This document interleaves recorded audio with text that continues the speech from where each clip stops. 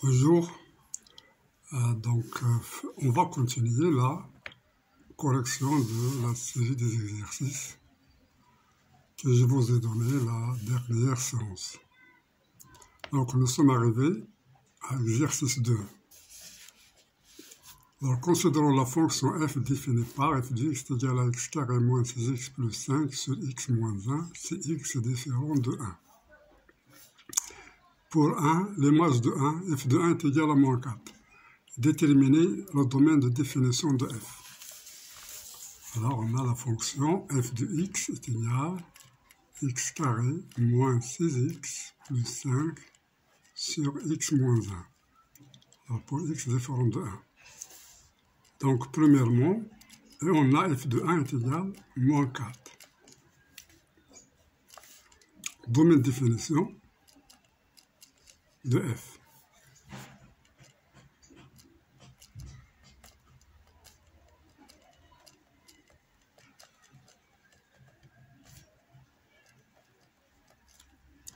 Donc f est défini pour x différent de 1.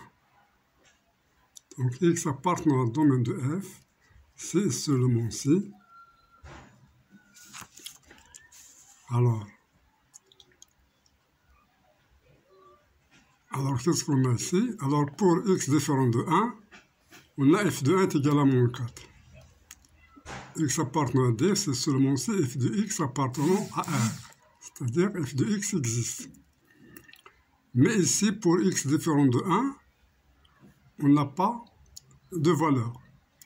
Mais pour x différent de 1, on a f de x est égal à x carré moins 6x plus 5 sur x moins 1. Alors pour 1, c'est f de 1 est égal à moins 4. Donc quel que soit x, pour tout x appartenant à R, on a, alors ici, x différent de 1, c'est cette valeur, et pour x est égal à 1, c'est cette valeur. Donc tous les nombres réels, c'est-à-dire ont une image par f. Tout x appartenant à R, on a f de x est défini. Est défini donc.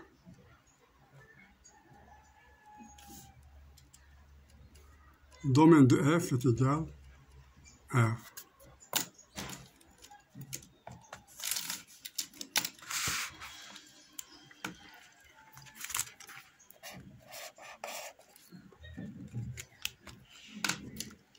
Maintenant, on passe à la deuxième question.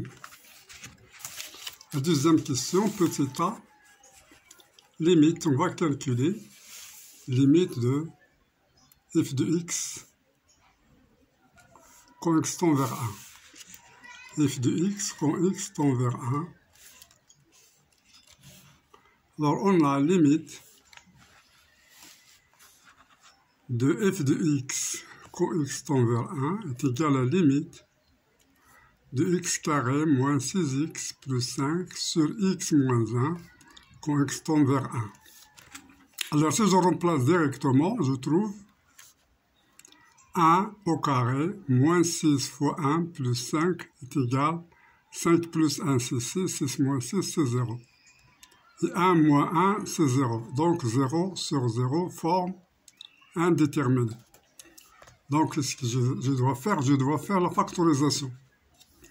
Donc, x carré moins 6x plus 5, je vais diviser par x moins 1. Pourquoi diviser par x moins 1? Parce que 1 carré moins 6 fois 1 plus 5 est égal à 0. 1 est racine de 1 est une racine du polynôme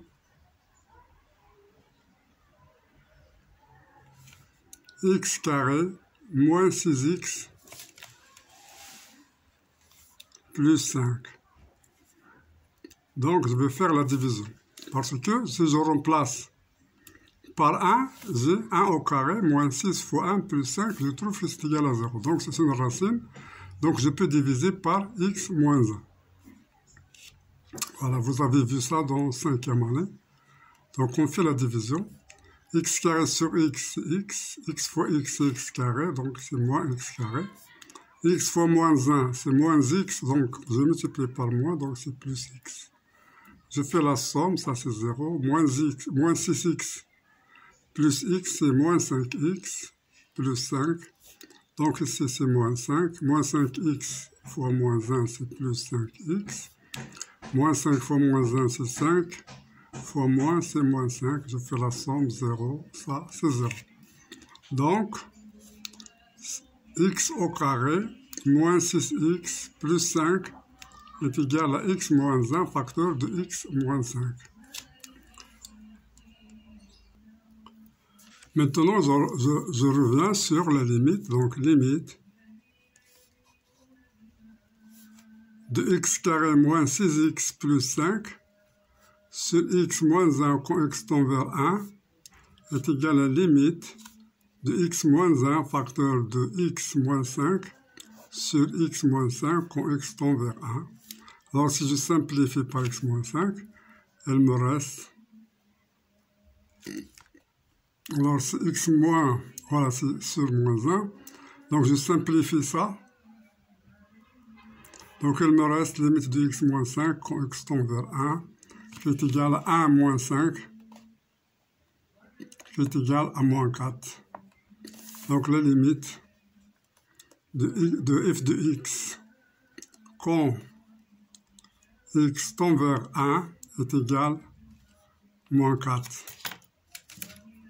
Voilà, donc c'est cette limite qu'on cherche, est égale à moins 4. Bien.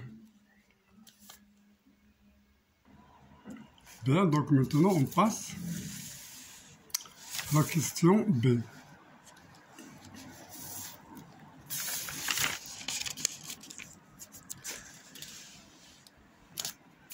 Donc la question B, comparer limite de f de x et f de 1. Alors on a limite de f de x quand x tend vers 1 est égal, on a trouvé que c'est moins 4. Et aussi, f de 1 est égal à moins 4, donc limite de f de x quand x tend vers 1 est égal à f de 1. Alors c'est conclure. Donc f est continu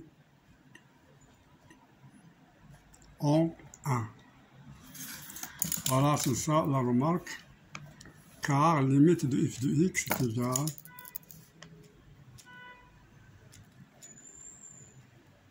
quand x tend vers 1 est égal à f de 1. Alors c'est ça la définition de la continuité. Bien, maintenant on a fini l'exercice 2. On va passer à l'exercice 3.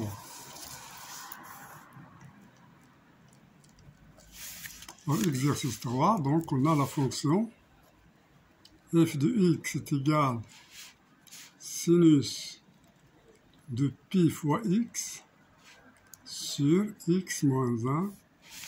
Alors si x est différent de 1, et on a f de 1 est égal à m. Alors on va déterminer f de x est égal à, voilà, f de 1 est égal à m. Donc qu'est-ce que nous demande? Il nous demande de déterminer m pour que f soit continu. Donc on doit calculer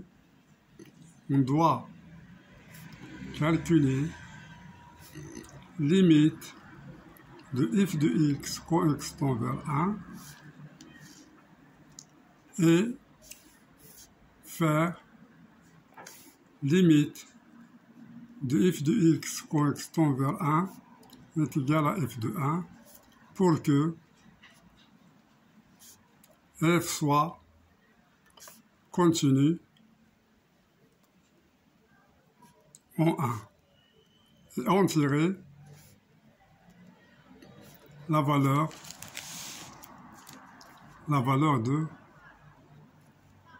du paramètre m.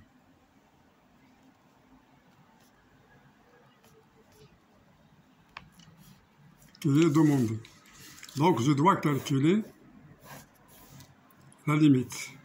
Alors, limite de f de x quand x tend vers 1 est égal à la limite de sinus de πx sur x moins 1 quand x tend vers 1. Alors, si je remplace, j'aurai sinus de pi fois 1, donc ce sinus de pi est égal à 0. Sinus de pi fois 1 est égal à sinus de pi est égal à 0. Et G1 moins 1 est égal à 0.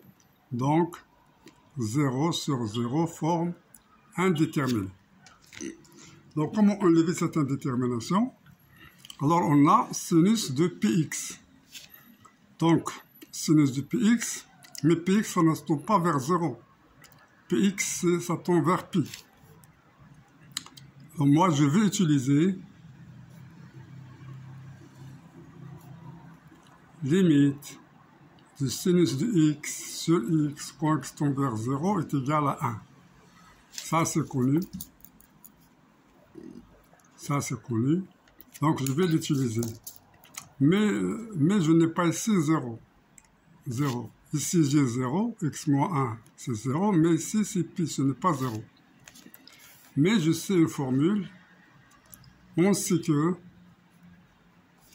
sinus de pi moins x est égal à sinus de x.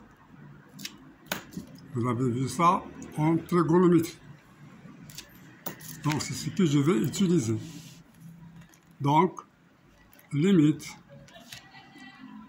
du sinus de px sur x moins 1 quand x tend vers 1 est égal à la limite. Donc, je remplace sinus de px par sinus de pi moins px sur x moins 1 quand x tend vers 1, qui est égal à limite de sinus de pi facteur de 1 moins x sur x moins 1 quand x tend vers 1. Maintenant, ça tend vers 0. Quand x tend vers 1, 1 moins 1, c'est 0. Donc, 0 fois pi, c'est 0. Donc, ici, j'ai 0. Ici, ça tend vers 0. Et ici, ça tend vers 0. Donc, j'ai 0 sur 0. Limite du sinus de x sur 0. Donc, je dois écrire ça. Donc, ça, c'est égal à la limite de sinus de pi de 1 moins x sur pi facteur de 1 moins x. Alors, j'ai divisé par pi facteur de 1 moins x et je vais multiplier par le même nombre. Et je garde ça, x moins 1. Quand x tend vers 1. Alors ça, c'est sinus 0 sur 0, c'est le même. Grand X, grand X. Donc ça nous donne 1. Donc ça, c'est 1. Et ça va se simplifier. 1 moins x sur x moins 1 est égal à moins 1. Avec pi, donc c'est moins pi. Donc ça, c'est égal à moins pi. Donc la limite, c'est moins pi. Alors, on a f de 1 est égal à m. On a dit qu'il faut que f de x, la limite, soit égale à f de 1. Donc f de 1, c'est m. Donc, m. Donc, on veut déterminer m. Donc, m est égal à moins pi. Voilà. Parce qu'on a f de 1 est égal à m. Et la limite, c'est moins pi. Donc, moins pi est égal à m. Donc, m est égal à moins pi. Bien, donc c'est ce qu'on veut dans cet exercice. Voilà.